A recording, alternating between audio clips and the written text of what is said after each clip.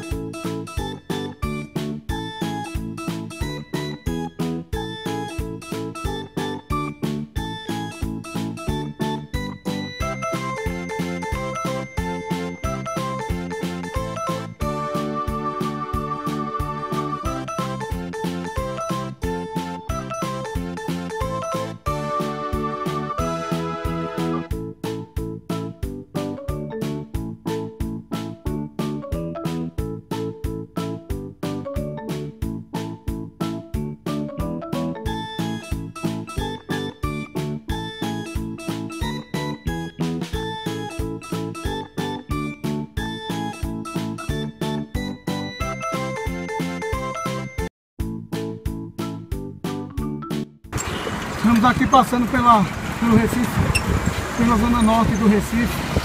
Para quem não sabe, todos os domingos a prefeitura, no início da gestão, criou uma ciclofaixa todo domingo que se estende por uma enorme parte da cidade do Recife.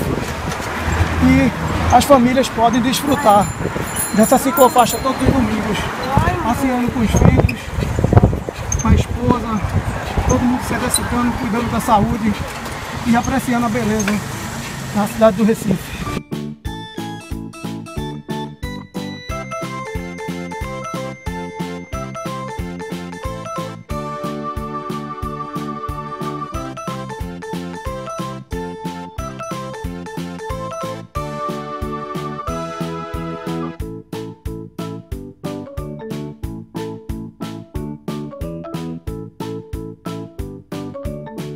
Então, pessoal, foi isso. Um beijão, um abraço bem quentinho e até o próximo vídeo. Tchau, galerinha!